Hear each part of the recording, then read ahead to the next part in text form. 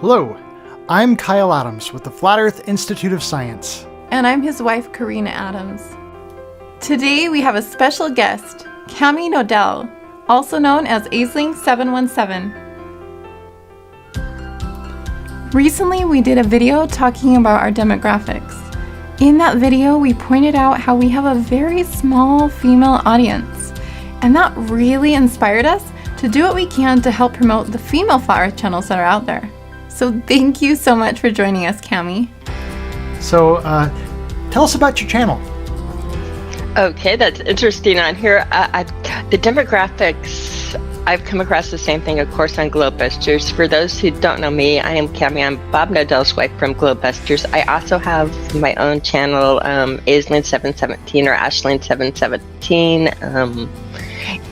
That was kind of an accident. It was my YouTube user, and then I just started, showing up on Globebusters and doing work in the background. Why Bob is a very on-screen presence personality. I'm a very in the background, curious, asking questions and doing things. And so he's brought me up on to the show. And then when we get together in conferences, I've met with a lot of the other channels and, of course, getting together and spending time with them. And I love presenting my ideas to them. And they're like, you really, really need to share some of these. So I do have a little channel that I share things. When you talk about it, works into the demographics of YouTube. And the reason I love doing the seller return in different markets, not showing in person, is we don't on YouTube. I think you're going to get viewers. We have a bigger audience than you think. I think a lot of wives are watching in the background, and I have quite, a lot of people that come and, say hi in person and say, we watch quietly. They do it incognito, so they're not going to show up on your results, because a lot of the women they don't want to take up the confrontation yet. They don't want to take up the personal, what happens on Facebook if you were to announce it, or even search histories with kids in the house and things like that. But they're there. They're there at the supermarkets. They're there at the workshops. They're there at the conferences. You'll notice that when you go to the conferences, it's not so male-dominated as you would think it would be by the YouTube. That when you actually get the people there, the women are there. The women and this is why I love you bringing your wife Karina on. A lot of the women, I can't speak for all of them, but a lot of the women are uncomfortable in such, I would have to say, vulgar, confrontational, hostile environments. Definitely. And the chat rooms can be that. To be a woman in Flat Earth, you have to know that, and they will make videos on you saying how you are transgender. I have multiple videos saying that I'm a man. You have, for some reason... really rude out there. There's a lot of weight that comes with this. People, again, they like to amuse themselves being mean. So you have to kind of develop a hard ridge around yourself and realize that, what keyboard warriors are, that these people don't show up in the conferences and they don't show up in the real events. And so I really like doing the real events. And you'll notice for people that are Facebook friends or that, I have a lot of people over at the house. We have a lot of meetups. I do the more in person as opposed to, I do the real social as opposed to the media social always. But it's important, again, to get it out there and share. And this is where people like Karina, to me, this one speak our future and what's coming is that women that can present out there, that you have a beautiful presence on camera. You have the curiosity. Everything shines through everything. I'm an older generation looking through, but you're the women that we want on Flat Earth. I often told Patricia Steer, who I was friends with, that no, you're not crazy. No, you're not. You're just you're ahead of your time. These people are out there, but the audience isn't big enough because, again, the YouTube audience. Karina's a rock star. Karina's a rock star. My husband, this is Bob in the background doing it. So people like Karina are my rock stars. I don't know if I'll ever my comfort zone is not in front of the camera and is not in front of people. You do it so well, Karina. You do it. Oh no. You have that spark, that charisma. No. He's always encouraging me to put my face on the camera. It's like, okay. You can be famous. He does it really well too. And the same with Bob. Bob articulates so well, and he can put the ideas out there and do such a great presentation. It's everybody's got a skill set. I take my skill set a lot away. Part of my problem with being on air is that was Zach walking by the way. Hi, Zach. I take my skill set intentionally out of a digital world into an analog world. And so that makes some conflicts with, spending a lot of time in the chat rooms or a lot of the time watching other people's videos, because I make what my channel and what I'm about is actually observing how things work in reality. And in reality and in the digital world, I've noticed a lot of conflicts. Easy things would be like polarity, something known as the Faraday effect. Because I'm like, I play, I touch, I do. I think I need one more filter. I might have to go upstairs lately. But just even things that people don't understand about that happen in reality, things that we should be looking the at. atmosphere, yeah. The atmosphere polarizes, any electric field polarizes light. Any light that's polarized is directionalized. Polarized filters crossing, have different effects. And it happens in reality. So I look for things in reality that when you happen to play with Polaroid filters in digital, if I add a third filter to it, for instance, if I add a third filter to this, something magic happens. It doesn't work digitally anymore. You can't program it on a computer, Kyle. This is called like a Bell's theorem, a paradox that you're filtering out light. You run it through a filter. If I add the third filter to this, light is going to start coming through again. That's bizarre. I'm going to go get a third filter just to play this on here and show you. Here's a video clip describing what she's talking about. Here's where things get quantumly bizarre. All these filters do is remove light. They filter it out. But if you take a third filter and orient it 45 degrees off from that first one, and then you put it in between the two, the lamp actually looks brighter. This is not the middle filter generating more light. Somehow, introducing another filter actually lets more light through. With perfect filters, if you keep adding more and more in between at in-between angles, this trend actually continues. More light. This feels super weird, but it's not just weird that more light comes through. When you dig in quantitatively to exactly how much more light comes through, the numbers don't just seem too high, they seem impossibly high. And this is why he's doing this. This is just a piece of glass from a picture frame. And this is from the last Flattoberfest. The kids were doing it. They were taking pieces of tape, packing tape, and putting it on the glass for me. So it's really, really messy. See that? Fingerprints and everything, right? Yeah. But I don't know if you know, cellophane is quarter polarized. So I don't if know you what do cellophane is. cellophane tape, like just packing tape. Oh, okay, yeah. Let's see if I can get this for the camera because I've got it for my eyes. I don't know if I'm introducing color to this, where the tape is. I can see myself. I think it's the glare going on the light. I might have to do something. I'm just waiting for, I have it perfectly from behind. I mean, I have it perfectly from my view. Yeah. Oh, and this is really you can see through it. Yeah, but I'm going to change the color of the lights. You see it go yellow, blue. Here's a quick video that explains what she's describing. One more thing that I want to show you. First, I'm going to put the circular polarizer back onto the camera, but it's just going to act as a polarizer. Okay, one polarizer is on the camera. Now I'm going to take this linear polarizer and add it to the camera. This way it doesn't do anything. This way it gets a lot darker. It also gets very blue, depending how I orient it. So I'm going to orient it just so that we lose some of the blueness, and it just looks kind of foggy. Now I'm going to hold up another linear polarizer, and it will look dark blue. If I turn it this way, it turns purple. If I turn it this way, it turns green. And even more, it turns yellow kind of orange, kind of red, pretty clear, and then it goes back to purple again. I've got a whole rainbow of color just by orienting this linear polarizer differently. And I've got more. I have lots of them. I get different colors. So what's going on here? You tell me. And the interesting thing about this is if you look at it and would pull up like a video called Bell's Theorem, this just does not work mathematically. This is impossible to do digitally. You don't filter out 100% of something and add another filter and it adds back in. That's so cool. It works. It's impossible. It's impossible. So you don't.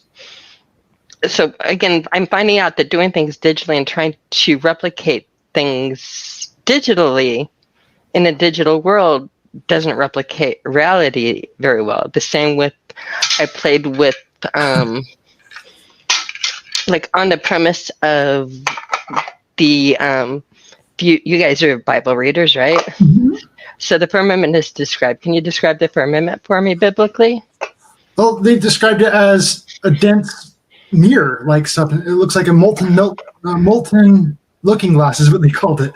They called it a vault of looking glass, right? A vault of molten looking glass is the way it's always described. Do you know what happens when you take a vault of looking glass? I don't know. You get a natural hologram emitter. Oh, yeah. You actually get, if you do this, if you like take a vault of looking glass and put it together, you get holograms. Here's another video explaining what she's talking about here.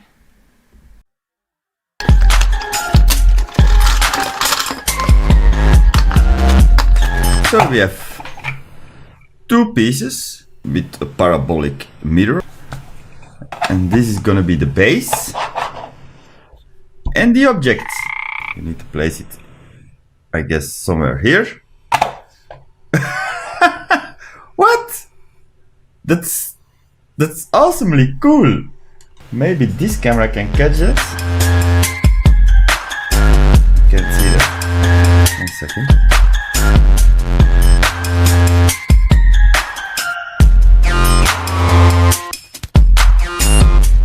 It's sitting on top here. It's really real.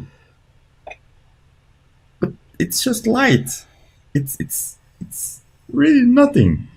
Okay, with this camera, that's really stupid. I'm touching the hole. But it's really there. Let's try and take this camera off and check it out.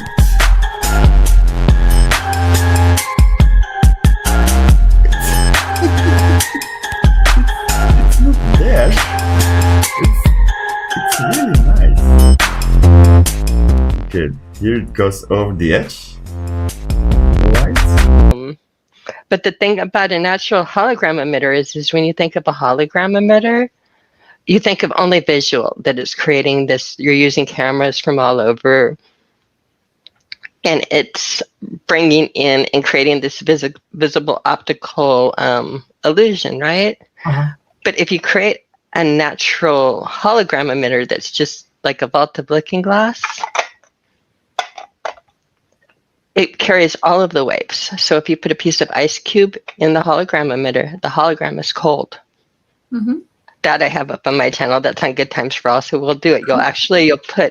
If you put something that's fluorescent in the hologram emitter, and you fluoresce it first, the hologram fluoresces. If you put something in the hologram emitter that fluoresces and it's not lit up, you can light it up by simply, and I have it perfectly for my view, you don't see it, by simply hitting the hologram with UV light, you can actually affect the hologram. Works a lot differently than, the hologram is very interactive when created simply and naturally. You sit there and think of all the wires and things you put into a machine. But a natural hologram, if the firmament really is as described, a vault of looking glass, and these are in the firmament, they could very easily be holographing down because that's what a natural hologram emitter would do. So I'm in the background doing like little what ifs.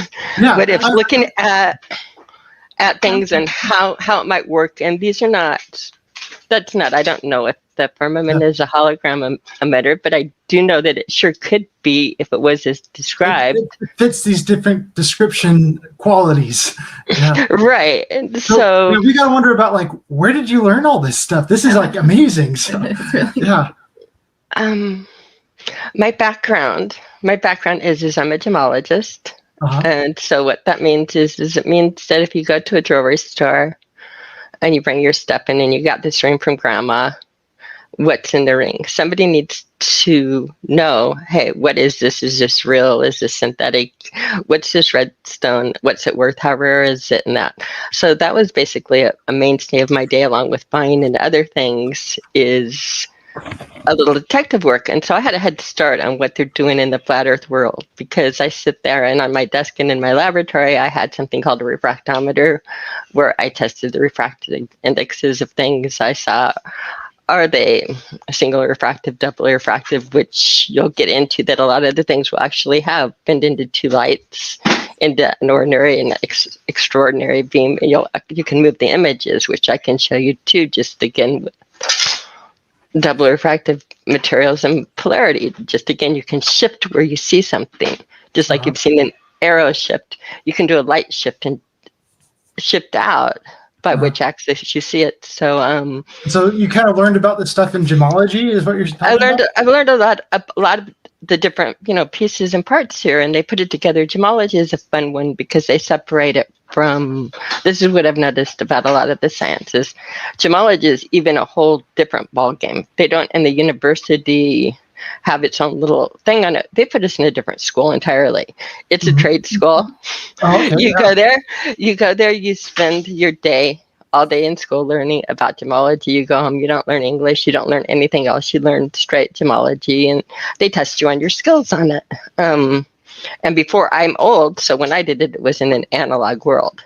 So things that I got out of this that, again, different people might not, is refractive index, double refractive. I had analog equipment that you actually watch the image jump or the line jump on it. And you got to watch it move. Now what you do is you put it on a piece of equipment and it gives you your high readout and your low readout, and you don't watch anything. You just get everything in a printout. So in the old days, we actually got to see what was doing. You had to see how crystals grew, because you had to say, how do I separate what grew in the ground from what grew, in nature and that. But in that little thing, you also learn how crystals grow, and you see that things, if you open your eyes, you see crystals, wait a minute, geography and all of this is all wrong. They're growing all of the time around us. They don't take hundreds of years to grow. I grew some bismuth crystals in my house last Sunday, and they took under a minute to do it. In other words, it's like snow. When the conditions are right, things change into crystalline straight, and they do it beautifully. They do it like snowflakes. They do it in perfect geometry and platonic solids. That's one of the things that we really like with the whole Flat Earth Institute of Science. It's all about building on a foundation of observation and experimentation. And that's, what you're all about here, is you're going out and doing that for yourself. So you know why I looked at your channel and said, I love these people. I love these people. They're kind of doing what I'm doing, but they're brave enough to be, on screen in front of people. And I kind of am too. I don't think of putting the camera on myself. I'm just not. Yeah, we rarely put the camera on ourselves as well. This is an unusual experience. So with you and Bob there, did he introduce the flat Earth to you? What's your story? He introduced the possibility of the flat Earth to me because he was definitely a YouTube video conspiracy person watcher, and and I wasn't. I felt like a lot of time and things was being lost, or so he threw that theory out, and that was like at wit's end with me. And not really at wit's end, because I'd gone on my own tangents. I just, instead of YouTube videos, I just went into medical research and that. So, I did heavy research on vaccines and different parts of it, but I didn't attempt it. I didn't do it through the route he did. So when he threw this one at me, it was like, okay, this, we're going to knock out of the park right now, right here, right now. This isn't going to be something that's going to last days and weeks, months. And it's like packages travel with really good laden. I know because I worked in the jewelry industry and we could know where our packages were all of the time traveling, how many miles. And so if you have expensive packages and things like that, so I pulled on the experience and that said, planes travel on that, but packages even travel with more detail in a way. I mean, you can. So we were kind of wondering, like, your reaction when he first discovered the Earth was flat, and kind of what your reaction was to that, and kind of that story there. Yeah, that's what it was. Is he said, "Well, what do you think about this? Do you think that this could even be possible?" And I was like, "No way." And so I spent my evening looking at package tracking and with a ball of yarn and a globe, measuring up distances, and then I kept going and going. and it's like, this doesn't make sense, and why did this take so? It put me down a rabbit hole that I started for the first time. I went down it a little bit with the Find the Plane on 9/11 and that, but again, it was like these people are still playing Find the Plane 5 years later. I'm frustrated. I want to move on, but this, that was a lie, and that was it changed your world, but this really changed the world and said, just opens your eyes to so many things, and then you find out, whoa, the Earth is flat. Well, what does that mean about this? And what does that mean about that? And this a lot more than just the flat Earth. Exactly, and everything starts tying together, and things that I don't know if you, like Karina, if you like ever experienced this, or Kyle being I sat there. And I'm persistent. I mean, I sat there and, like, for space weather, spent 15, 20 years trying to make sense out of it and where the magnetics changed over and the different things like that and putting it together. And I just assumed I was too stupid to figure it out. And then, that's what they want you to think. Don't do the thinking. Allow us to do the thinking for you. But I'm a puzzle doer, and so I'm always. It's like, even if I don't get all of the pieces, it's like I'm always trying to put them in together differently. And all of a sudden, with flat Earth, like different things that I was working for in the background, for instance, space weather, these pieces started popping in. Crystal pieces started, like, with flat Earth, Bob was working on it and saying every reason why the globe doesn't work, and he's a globebuster, and everybody needs to know that. And in the background, while he's doing that, I'm like looking at every reason why the flat Earth is like not only works, but it's real, it's tangible, it's amazing, and it freaks out how it fits with everything. Like with everything, and so all the pieces, so we were having different experiences, and it's interesting too, just being in it. You would think both thinking on the flat Earth and the things, but he's on the videos, everybody is saying like how the moon's probably not even round and it's flat and and I'm working on things to say, wow, if you add altitude to the lunar nodes, the phases create themselves in perfect time, but it requires so I'm doing this way. Everybody is saying the moon is not round, and it's like, but if you take round out of the equation, the phases don't create themselves perfectly. And I have like a model where if you take the lunar nodes and the scientific, if you just change, like in science where they say, this is where the sun appears lower than the moon. If you graph that lower than the moon and take the lunar nodes and say the way it appears to be is in reality, it's right there, and it fits in with the astrolabe, and it fits in with everything. So if you add layers and then, for instance, give the sun qualities that it has, like UV rays, you can create a fluorescing moon or a natural, and then you think, what rocks grow round? You start putting it all together and saying, all of these pieces come in. So I'm like working with all of these pieces coming in. And the entire YouTube community is working how no piece can be right. So no, the moon can't be round. All science is wrong. All science is crazy. And so it's a whole, everything is combative coming in from the globe side, but building it up, it's like it's really working, but the community can't help but be skeptical about everything because again they're hostile because they've been lied to their entire life. So they keep building these false foundations. I'm calling them tiger traps now. Right. Every time they used them in the Vietnam, where they dig a pit and then cover it with a false ground, and so when people walk on top of it, all of a sudden they fall into it and then they get trapped. And that's essentially what they're doing, is they're going out there and pretending like they've got a good foundation of observation and experimentation when it's they not don't. there. They don't. They Don't. And so again, that all has to be taken down. But there are pieces of reality that we know do exist and do happen. And there are things that, again, when you look at, even in the sciences, one of my favorites, I wish I had a piece of celestite in there. I was looking at different stones and that, like playing Gem ID with the sky in a way, saying I was using the lunar wave even for birefringence, and that just again in fun, curious, you can't help but play. But I noticed that celestite, it pits one of the things you're looking for. If you want to find celestite in that in nature, one of the things you're going to look at is look at for cratering, things that look like little craters on the moon, because if it's exposed to in nature, they know, or we know in gemology, that if you expose these chemicals to a saline solution or a briny solution, salt water, they dissolve in circular patterns that look just like craters. Oh, wow. So, and we can reproduce that in laboratory. And so there's like the pitting that looks like cratering is also, we hear about the firmament and it being fluid and liquid. Yeah. But again, we know that briny solution causes a circular pitting or cratering in rocks. If you go into archaeology and you look at those same cratered pits on celestite, they're going to tell you that these were dug out burrows of ancient animals and that they cut out little round burrows. And it's like, oh my gosh, the sciences are all so disconnected on like what the little holes are.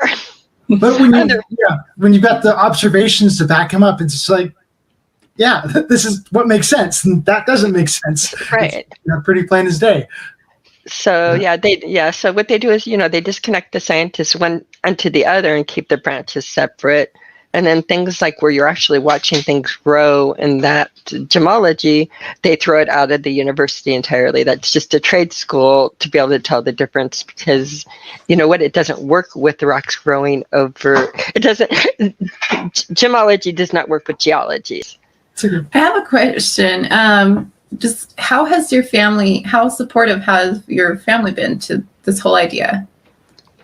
Not at all. Yeah. Bob's very supportive though. Right? Bob is very supportive. His sisters are very nice and sweet. Actually, his sisters are nice. My family is to the point where they're not overall hostile. But like they say, we have a strange and wonderful family. They're wonderful. I'm strange. It's a little bit different and embarrassing for them sometimes. I get, I had my sister chew me out about somebody, I wish her happy birthday, people follow, and is she a flat earther or not? And it's like, my family is the world to me regardless of what they believe. But they're right. It's hard on my family because they're very, very, very traditional. Yes. Very, very. We get that.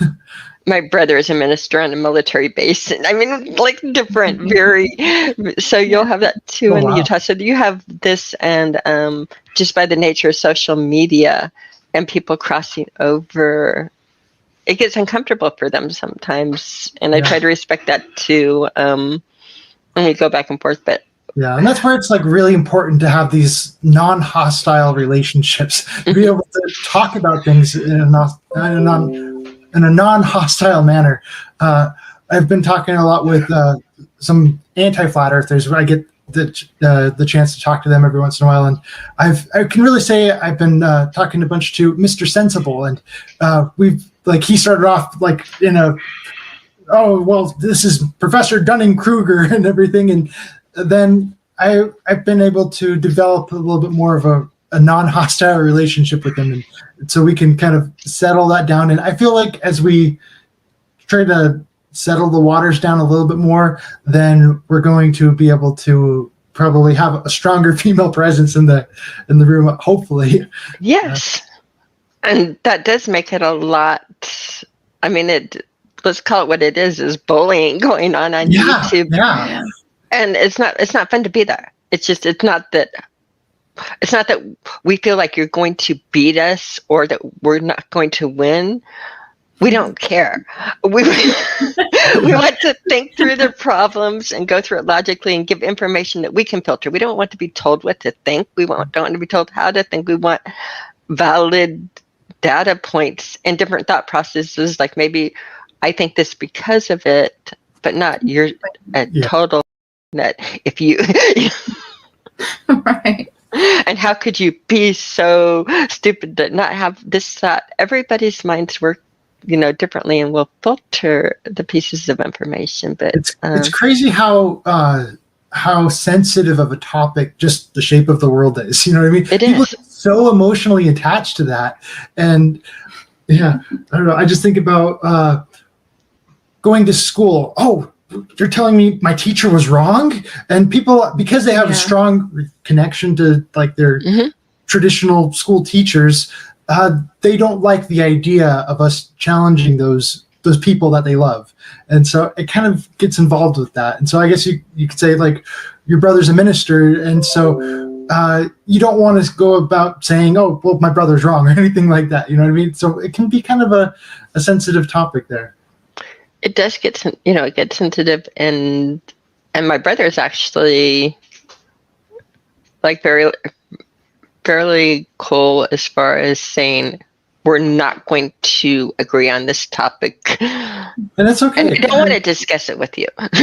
He's like, we can't agree, and it's like, but I don't want to lose you as a sister in that. And so, what I have found too is like all communities and things like that, there are really, really, really good people that believe the earth is round, and they're decent people, and they're people I want in my life. And there are really, really volatile, vulgar flat earthers that I want nothing to do with. And so to draw the line and say that, again, it's always, a cut and divide, but they try to cut and divide and say, hey, if you don't believe this, you can't be friends with, or how could you be friends with somebody that believes that? And it's like, get over yourself.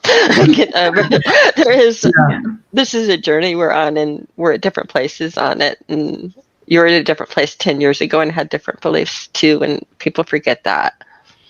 People think that where they're at the journey is where everybody has to be. And if they're not, they can argue it down and smack them down and prove why you're wrong because you're not at this exact junction. It's like, Yeah. My family, it's kind of like a taboo topic when it comes to my side of the family. But her side of the family, it's not so much of a taboo topic, but it's a very quiet topic. Yeah. Is that how you describe it? Yeah. My dad has asked a few questions. But yeah, it's kind of like when Kyle comes over and when he was new at learning all this stuff, he'd be like, watch this, I want to show you this. And it would be, they'd display it on their TV and we would watch it from YouTube or whatever. And my mom would just be like playing with the kids and trying to ignore it a little bit. And like, I don't know, they were polite enough not to be like, you're so crazy, don't put up, don't watch this. But I don't think they don't believe it, but they're kind enough not to be like insulting. Yeah. But how do you feel about kind of their reaction to all that? I don't know. You don't know? What do you mean? I don't know, does that sadden you that they're so I haven't really kind of standoffish about that? I don't like pushing things, I don't mind talking to people about it if they're interested. Exactly. But if they're, if they have no interest, I'm going to avoid that. I'm not going to be. We don't want to push it in their faces or anything like that. Yeah. That's you're exactly what I find in like the women I meet out there. The exact thing is if you're ready for this part in your journey, let me share it. And it's beautiful.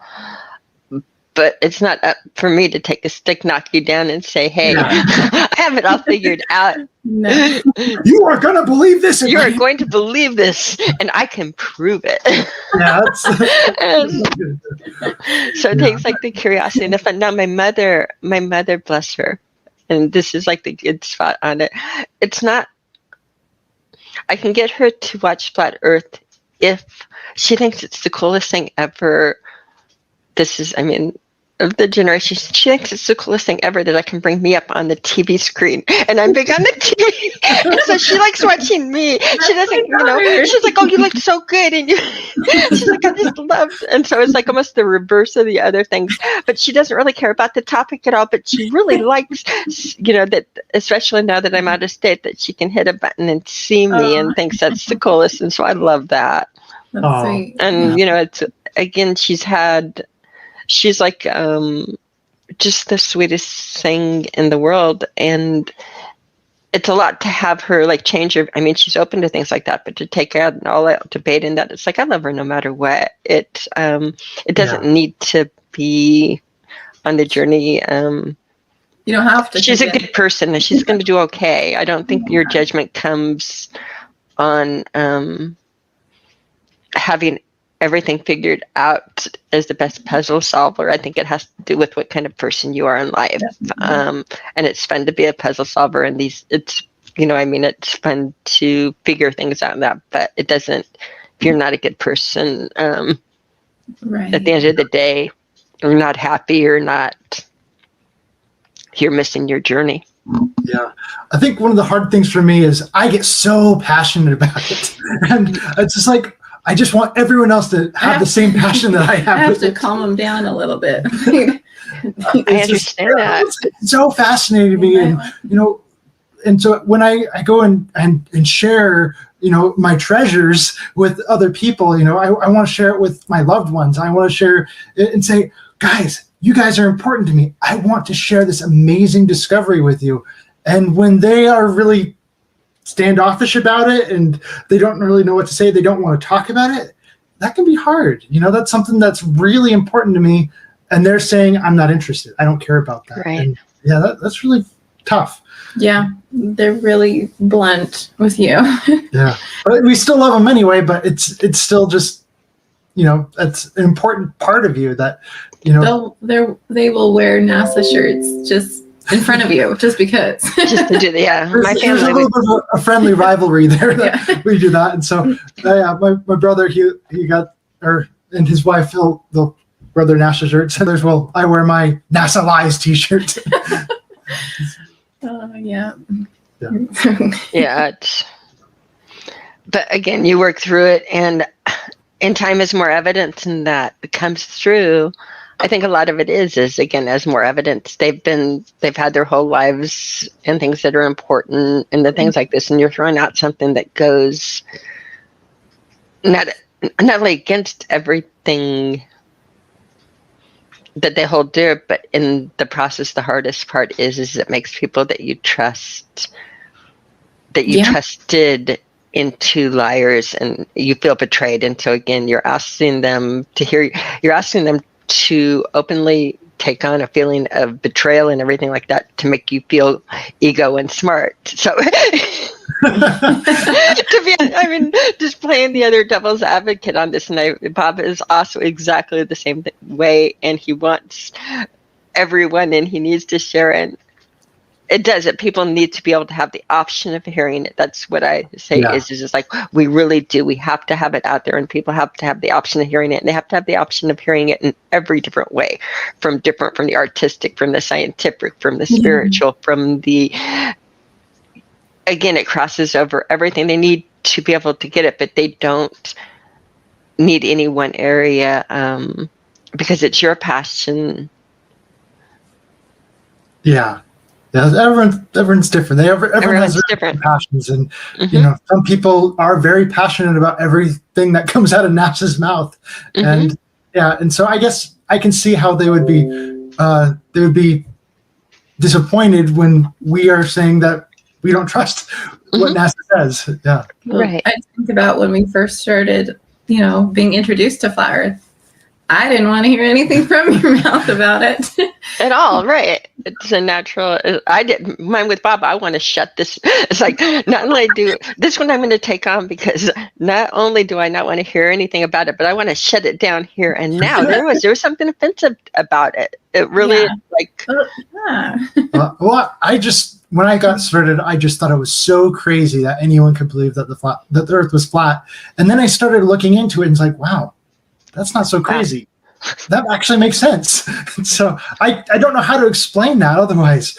And yeah, there's a lot of those questions. And oh, wait a second, that makes a lot more sense than what NASA's telling me. And yeah, but it was that gentle ride, and it was a lot easier when I had other people to help me along the way that aren't just mocking and ridiculing and being really angry and hostile. Yeah, I was just gonna say, but some of your friends that you've discussed with has really helped bring up questions that help you study into it more, and that's really helped him just really dive into it and learn all that he knows now because of all those questions and all that. There's contrast and all that. Yeah, if there's no contrast, it kind of dies. Dies. Yeah. It washes out. It washes out without the contrast. It washes out. Yeah. Bob and I, we are very lucky because we have each other in the same house and always have to play it. And again, Kyle and Karina, you're in the same way. I think that zooms you forward as far as it can't help but take you forward in time and forward in your journey because of the fact that if not, you're having to pick and choose when you can throw a thought that's going through your head. Anytime I have a weird thought or I have somebody instantaneously I can share it with. And now I have Zach, I have Bob, I have people, a network that I can run it by. So my mind can wander, and it does on it 24/7. And having a household like that, you can't help but go faster than somebody that anytime you even mention it, people look at you, shut you down, and want to, you feel that you're repelling them. I mean, I think that's probably the word is you feel like you're repelling these people by talking about it. So it's got to be hard not having that. And I'm really grateful. Lonely, it can be really lonely. So. Do you feel like it's brought you and Bob closer together though? Yeah. I don't know. We've always been very close. So I don't know. We've been close. It gives us just another level of I don't know. Well, it's he's on the thing. It's like, honey, this has brought us closer together. well, it's kind We've of like always been close. We've always been close. Yeah, that's good. And maybe that was the secret of going into it is we've been close even on the things, even with being frustrated. That's honestly where I was frustrated with the amount of time spent on conspiracy theories in an honest way. 6 years going into it, it was like, okay, how many times again can we see the plane? yeah.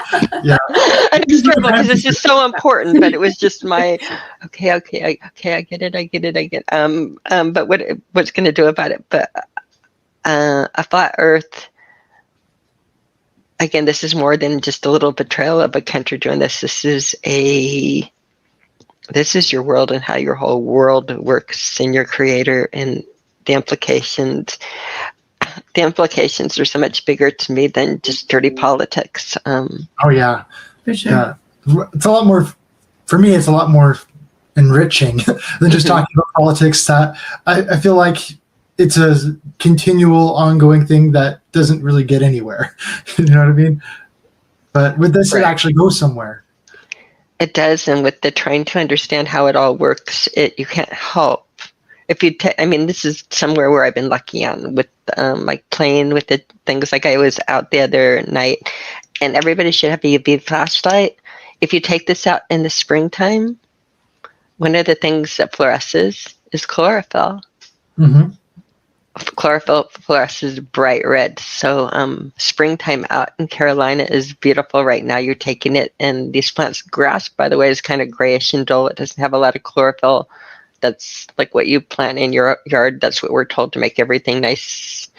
But it doesn't have any edible. You can't eat it. You can't do anything. These weeds and that they tell us to pull, they have the chlorophyll, they have the energy, they have the life. But your world outside will glow bright red, like blood red, with the chlorophyll this time of year, and it's beautiful. Knowing that it's flat and wanting to know how it works, if you actually stop and look and watch the plants grow, watch the rocks grow, because they are growing in front of you, watch everything create, the geometry, the beauty of it, it's hard not to fall in love. I mean, it's just hard not to to feel really, really good about it. Mm-hmm. It's amazing to hear you say that. We agree. What you talk with a lot of other female flat earthers. What are some of the other flat earth channels that you might really recommend, like the female flat earth channels? Okay, female flat earth channel is really easy. Karen V. You love down her. the road from me. Love her. We have Bitches Brew. Gosh, she really lives down the road from you. She's literally down the road from me. Wow. Are you ready? She's 33 miles.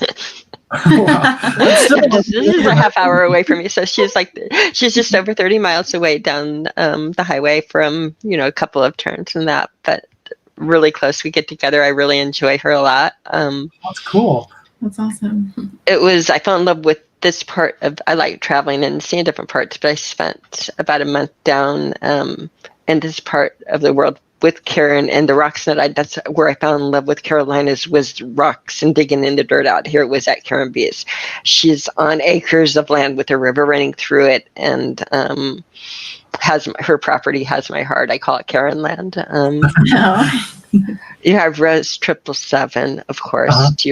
We all know Rose and everything she does. I fell in love with her at the Dallas conference before she was completely flat earther. Her mind is quick, bright, curious, and alive, and she's got the perfect, again, her and Karen, they've got these wonderful voices and wonderful, strong personalities. Mm-hmm. Beth Martin, all the girls on Bitches Brew, I have to, sit and push Beth. They're all so terrific in their own ways, and that's what I like, is we're all so different and we come together. Beth Martin's taken up the hero's journey, archetypes, and how to function and do well in the world in that angle. Jen Santal, True Seeker 69, who has her channel, she takes on the hard activism, the one-on-one, out there fighting that hard fight. She's our warriors.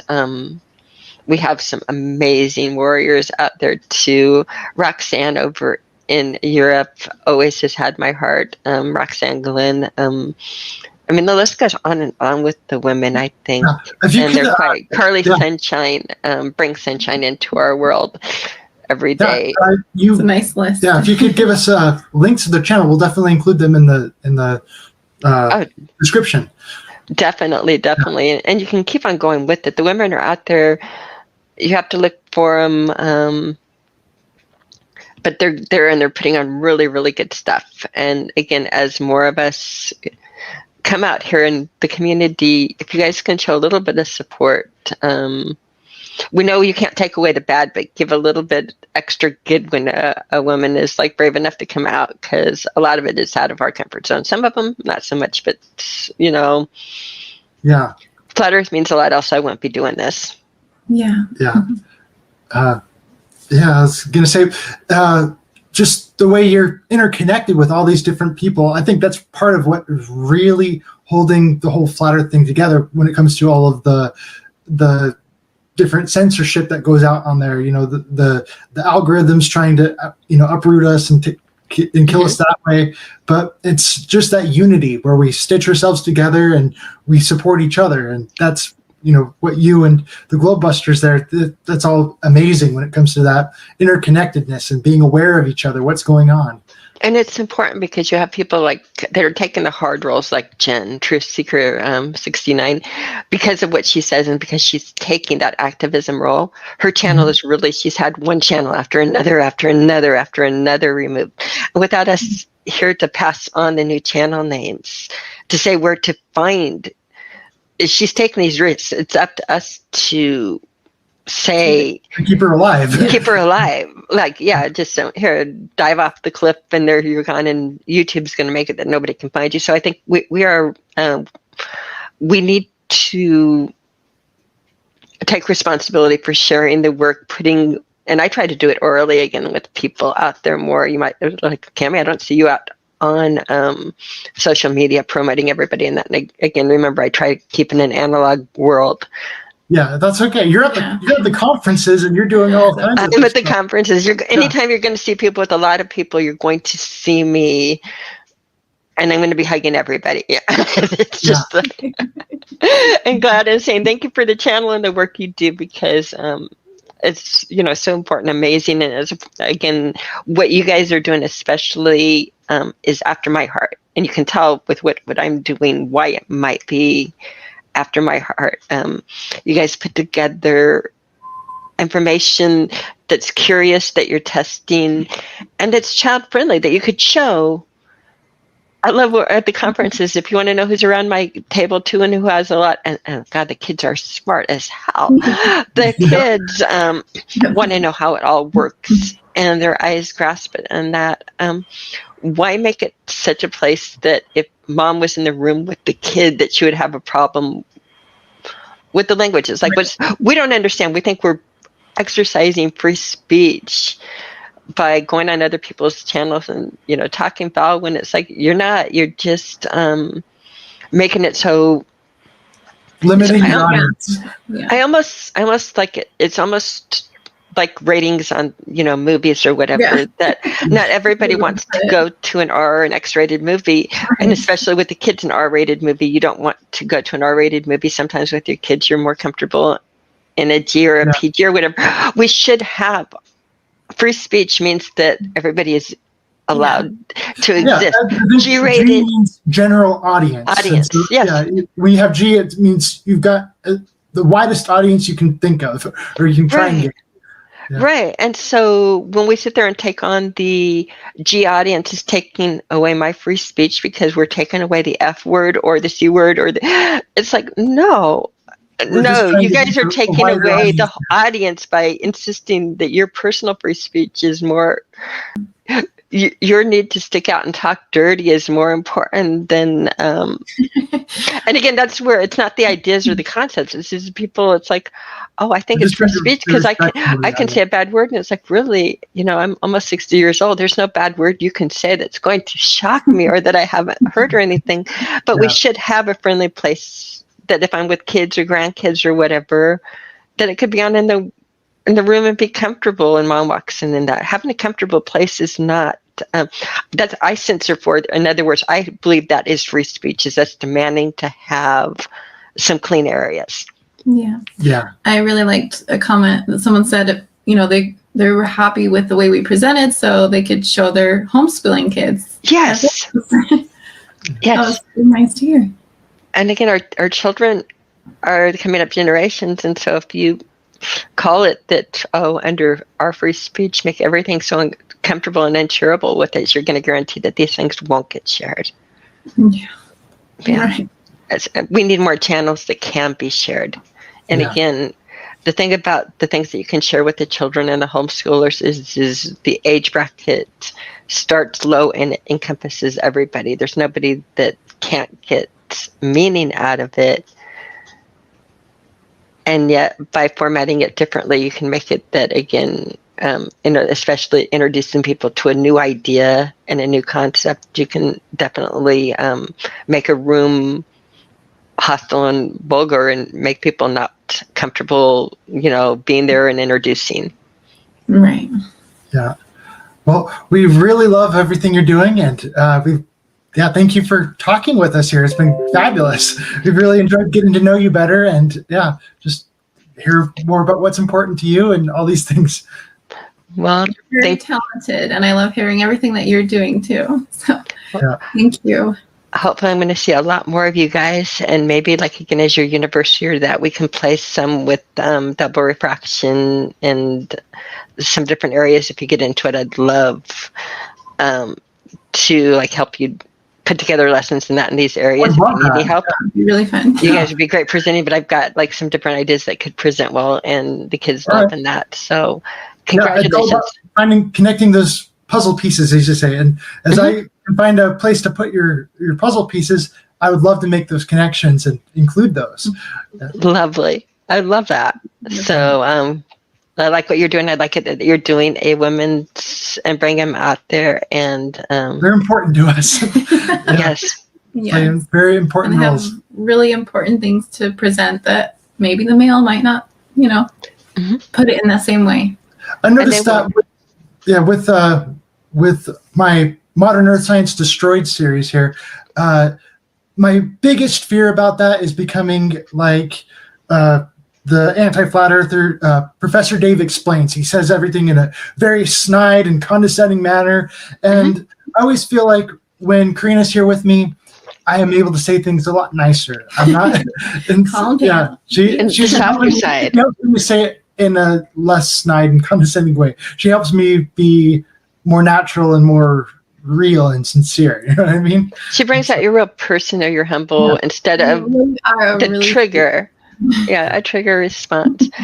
That makes it so what you're doing, Karina, in the background is you're bringing out and making his channel something I want to watch, which it is. I don't watch a lot of flat earthers, and I watch you guys. I don't watch a lot of flat earthers. I really don't. I do a lot of book and analog work, and I don't like screen time, so I'm very limited where I'm going to jump in. You guys are. I want to support you in every way I can because I think you're doing it so right. Yeah. All right. It's been wonderful talking to you. Thank you so very much. All right. You guys have a great, great day. You too. Bye. Bye-bye. Say bye, Bob. Bye. Thank you. This video was brought to you by the Flat Earth Institute of Science. A special thanks to Cami Knodel. Thank you for watching.